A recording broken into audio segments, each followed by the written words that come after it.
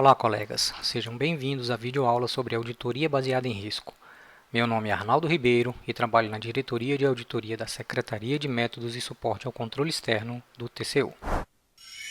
Definimos a BR como uma abordagem que utiliza a avaliação de riscos para definição do escopo, da natureza, época e extensão dos procedimentos adicionais de auditoria com o propósito de reduzir o risco de emitir uma opinião ou conclusão inadequada às circunstâncias do trabalho. Parece um pouco complexo, não é mesmo? Eu vou explicar melhor. Na auditoria baseada em risco, ou ABR, a base para a definição da natureza dos procedimentos de auditoria, ou seja, se será um teste de controle ou um teste substantivo, do momento de execução do procedimento de auditoria e da quantidade de testes a ser planejada e executada, tem como base os riscos significantes do objeto de auditoria. E o auditor planeja a natureza, época e extensão dos procedimentos de auditoria com a finalidade de reduzir o risco de auditoria, definido pelas normas como o risco de emitir uma opinião ou conclusão inadequada às circunstâncias do trabalho. O risco de auditoria está presente e deve ser ativamente gerenciado nos 3 tipos de auditoria. Em uma auditoria de demonstrações financeiras, é o risco de que o auditor expresse uma conclusão inadequada caso a informação do objeto contenha distorções relevantes. Em uma auditoria de conformidade é quando o objeto ou a informação do objeto apresentam distorções relevantes de conformidade em relação às normas aplicáveis, seja devido a erro ou fraude, ou da natureza inerente do objeto, e o auditor deixa de modificar a sua opinião ou abordá-la em seu relatório. E nas operacionais, é o risco de obter conclusões incorretas ou incompletas, fornecendo informações desequilibradas ou deixando de agregar valor para os usuários. A preocupação que o auditor deve ter com o risco de auditoria, seja nas auditorias financeiras, operacionais ou de conformidade, vai ao encontro do grau de segurança ou do nível de asseguração que os usuários esperam obter do relatório do auditor, seja esse o dirigente máximo da organização, o conselho de administração, o relator do processo, no caso do TCU, ou o Congresso Nacional e a sociedade, por exemplo. E falando em segurança ou asseguração, os princípios fundamentais de auditoria do setor público estabelecem que todas as auditorias do setor público são trabalhos de asseguração.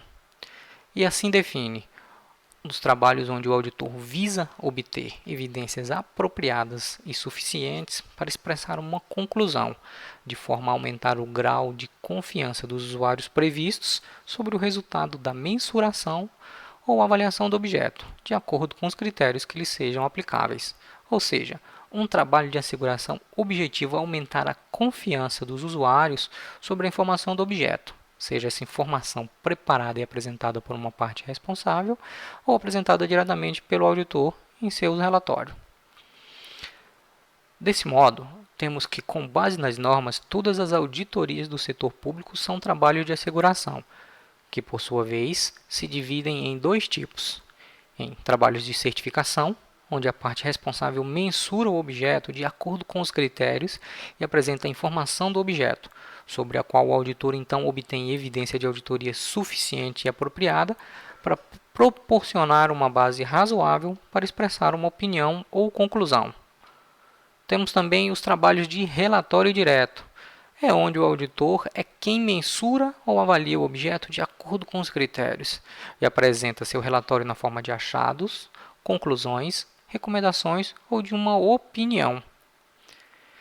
Já o nível de asseguração que podem fornecer pode ser expresso mediante a emissão de uma opinião em trabalhos de certificação ou de uma conclusão, no caso dos trabalhos de relatório direto.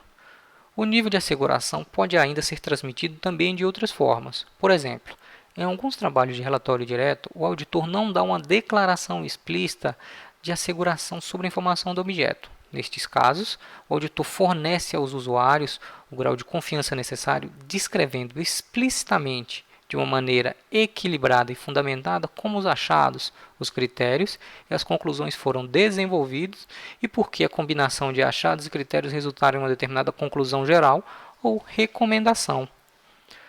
O nível de asseguração em auditorias operacionais geralmente é expresso mediante a emissão de uma conclusão.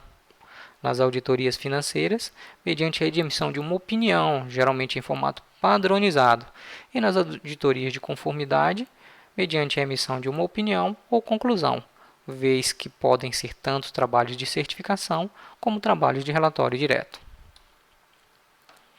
Estudamos então a definição de ABR, de risco de auditoria, e vimos a sua relação com a asseguração.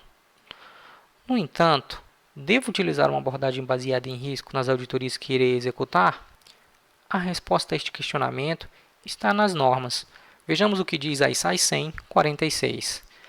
Os auditores devem realizar uma avaliação de risco ou análise de problema e revisá-la em resposta aos achados de auditoria.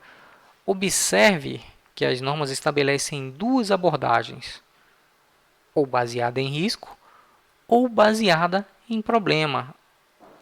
Mais adiante, estabelece ainda que a natureza dos procedimentos de auditoria é estabelecida com base em riscos, ou seja, para o auditor definir a finalidade e o tipo de procedimento, devem levar em consideração a significância dos riscos.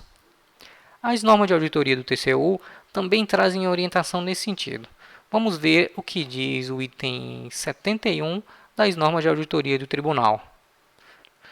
Para determinar a extensão e o alcance da auditoria que será proposta, a unidade técnica deve dispor de informações relativas aos objetivos relacionados ao objeto que será auditado e aos riscos relevantes associados a esses objetivos, bem como a confiabilidade dos controles adotados para tratar esses riscos. Alternativamente, caso a auditoria seja proposta sem que as informações relativas aos objetivos, riscos e controles do objeto auditado estejam disponíveis, tais informações devem ser obtidas na fase de planejamento do trabalho. Observem que a adoção de uma abordagem baseada em risco em auditoria está consignada nas normas que regem a nossa profissão, na área de controle externo. Referida orientação também consta nas normas do TCU direcionadas para a atuação do controle interno, mais precisamente nas decisões normativas emitidas anualmente pelo TCU, como é o caso da DN 163 de 2007. Verificamos que a orientação é que o órgão de controle interno deve utilizar-se de uma abordagem baseada em risco para definir o escopo da auditoria, da natureza e da extensão, ou seja, os limites de uma auditoria, os procedimentos de auditoria serem aplicados e a quantidade de testes deve ser efetuada com base em risco. Diante desse contexto, vemos que a adoção de uma abordagem baseada em risco nas auditorias propicia os meios para que o auditor gerencie adequadamente o risco de auditoria. E a adoção dessa abordagem permite ainda ao auditor revelar áreas dos objetos que estão mais expostas a riscos, de maneira a priorizá-las para o trabalho, a identificar e analisar riscos mais significativos e críticos para o alcance dos objetivos desses objetos, examinar como esses riscos são gerenciados pela administração e focar o trabalho nos riscos de maior significância.